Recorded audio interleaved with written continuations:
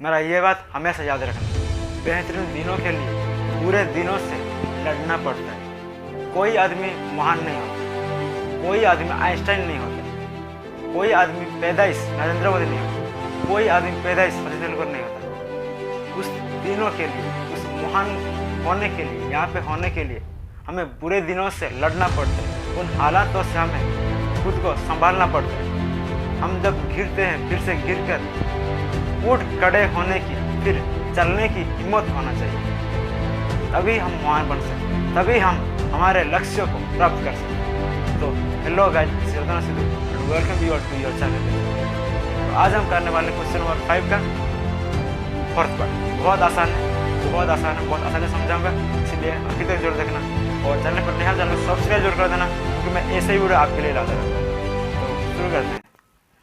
देखो क्वेश्चन 4 है ना, इसमें क्या कहा है, 1 + sec के डिवाइड बाई sec के equal to sin square A divide by 1 - cos है। भाई बहुत आसान है, बहुत आसानी से समझाऊंगा, बहुत आसान है, बहुत आसानी से समझाऊंगा। तो देखो इसको कैसे करना है। देखो इसका आंसर 1 + sec के डिवाइड बाई sec है, तो हमें LHS को RHS से प्रूव करना है ना। तो हम पहले LHS उठाते हैं। LHS क्या है, LHS क्या है भाई बोलो, LHS क्या है, लेफ्ट हैंड साइड है ना, मतलब इस वाला टर्म, इस वाला टर्म क्या है, 1 + sec a divide by sec a है ना। देखो इससे पहले वाला कि इससे पहले वाला मैंने आपको मतलब बार बार बताया था कि किसी भी ट्रिग्नोमेट्री का रेशियो दिया हो उसका कॉस या साइन में हमें काउंट करना है ना, कॉस या साइन में काउंट करना है। तो देखो यहाँ पे 1 + sec के दिया हुआ है, तो हमें sec को हम किस में काउंट कर सकते हैं, साइन या कॉस से किसी मतलब कौन में हम इसको काउंट कर सकते हैं। हमें पता है कॉस में कर सकते हैं कि नहीं, sec को हमें पता है कॉस का उल्टा sec होता है ना, 1/sec होता है, और sec का उल्टा cos होता है, मतलब 1/cos होता है, हमें ये पता है। तो हम 1 + sec a के बदले हम 1/cos लिख सकते हैं कि नहीं, लिख सकते हैं, बिल्कुल लिख सकते हैं है ना। तो लिख लेते हैं, sec a के बदले हम 1/cos a लिख दिए। फिर नीचे भी वैसे ही sec a के बदले 1/cos a। इतना हो गया। इतना होने के बाद हमें इसको सॉल्व करना है, इस ऊपर वाला में। ओके देखो ऊपर वाला में देखो 1 + 1/cos a दिया हुआ है, तो नीचे कुछ नहीं, इसका नीचे कुछ नहीं, मतलब 1। तो एलसीएम क्या है, cos a एलसीएम में, एलसीएम हो गया cos a। इस ऊपर वाला को देखो, ओके इसी वाला टर्म को देखना है। इन दोनों में एलसीएम क्या है, cos a, देन डिवाइड, यहाँ क्या होगा, cos a होगा, cos a + 1 है ना, cos a + 1, देन यह डिवाइड और 1/cos a, 1/cos a है ना। इतना हो गया है ना। देखो इतना होने के बाद देखो इधर क्या है, cos a + 1/cos a divide by 1/cos a है ना। इतना होने के बाद देखो अभी हमें क्या करना है, इसी सबसे नीचे वाला को सबसे ऊपर में मल्टीप्लाई, और इसी वाला को इसी से मल्टीप्लाई करना है ना। हम सबको ये पता है ना। अगर नहीं पता है तो अभी देख लो, क्या कि सबसे नीचे वाले को सबसे ऊपर वाला में मल्टीप्लाई करना है ना। तो मल्टीप्लाई करते हैं सबसे नीचे वाला को सबसे ऊपर में, तो cos a को हम मल्टीप्लाई करेंगे cos a + 1 में, cos a + 1 में, देन डिवाइड, और इधर 1 को cos a में मल्टीप्लाई करेंगे तो क्या होगा, cos a ही होगा, cos a ही होगा। तो अभी देखो इधर क्या है, cos a + 1 divide by cos a, तो इस cos a से इस cos a कैंसिल हो रहा है, तो कैंसिल कर दो भाई है ना, कैंसिल कर दो, कैंसिल हो रहा है तो कैंसिल कर दो। और क्या बचा, cos a + 1, और इधर से बचा cos a + 1। ओके देखो LHS साइड का हम सॉल्व किया तो आंसर आ रहा है cos a + 1। देखो इसके बाद हम कुछ कर सकते हैं क्या, आगे कुछ बढ़ा सकते हैं क्या, नहीं कर सकते हैं भाई, cos a + 1 आ रहा है और कुछ नहीं कर सकते है ना। तो अभी हमें क्या करना है, RHS साइड को आके सॉल्व करना है। ओके RHS साइड को ला के यहाँ पे सॉल्व करना है। अगर RHS साइड में भी अगर सॉल्व में आंसर आ गया cos a + 1, तो LHS = RHS प्रूफ है ना। तो देखो इस साइड RHS को उठा लेते हैं। RHS में क्या दिया हुआ है, sin square a divide by 1 - cos a, sin square a divide by 1 - cos a है ना। तो देखो हमें पता है, हमारे पास एक फॉर्मूला है sine square theta plus cos square theta equal to 1।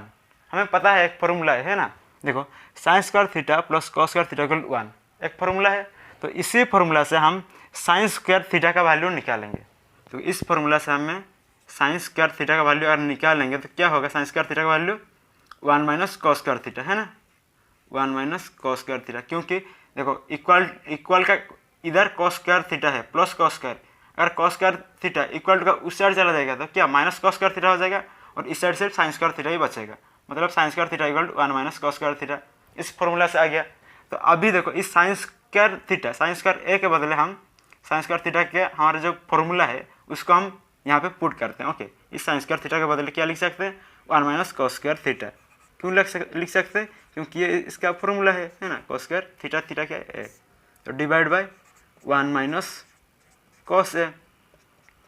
इतना होने के बाद देखो 1 माइनस कॉस स्क्वायर, तो देखो हम इसको ऐसे भी तो लिख सकते हैं 1 का स्क्वायर माइनस कॉस का स्क्वायर, है ना, लिख सकते हैं कि नहीं, बिल्कुल लिख सकते हैं। क्यों लिख सकते हैं, क्योंकि 1 का स्क्वायर का वैल्यू कितना होता है, 1 ही होता है। मतलब देखो ये हमारा ओरिजिनल वैल्यू है, ओके, ये हमारा ओरिजिनल वैल्यू है और ये हमारा डुप्लीकेट है, मान लो डुप्लीकेट है। लेकिन देखो इसका देखो 1 का स्क्वायर क्या होता है, 1 का स्क्वायर 1 ही होता है, मतलब यही होता है। मतलब देखो जब हम 1 का स्क्वायर में यहाँ लिख दिए तो कुछ फर्क पड़ रहा है क्या, इसका जो ओरिजिनल वैल्यू में कुछ फर्क पड़ रहा है क्या, नहीं, कुछ फर्क नहीं पड़ रहा है ना। वही सेम है, 1 का स्क्वायर 1 ही है और ये माइनस कॉस स्क्वायर है, ये वही ही है ना। तो देखो क्यों, लेकिन हम क्यों 1 का स्क्वायर किया, क्योंकि देखो इधर 1 का स्क्वायर और इधर कॉस का स्क्वायर करने में हमारे पास एक फॉर्मूला आ रहा है, ए स्क्वायर माइनस बी स्क्वायर में ये आ रहा है ना। और हमें पता है ए स्क्वायर माइनस बी स्क्वायर में हमें पता है क्या होता है, ए स्क्वायर माइनस बी स्क्वायर ए प्लस बी ए माइनस बी होता है ना, ए माइनस बी ए प्लस बी होता है। तो देखो ए स्क्वायर माइनस बी स्क्वायर के फॉर्म में आ चुका है, तो हम इसको ए प्लस बी ए माइनस बी में लिख सकते हैं इसको, है ना। तो लिख लेते हैं, तो ए प्लस बी मतलब 1 प्लस बी क्या है cos, then A minus B then divide by 1 minus cos A, 1 minus cos A. अभी देखो इधर 1 माइनस कॉस है, इधर 1 माइनस कॉस है, और क्या बच रहा है, सिर्फ 1 प्लस कॉस ए बच रहा है।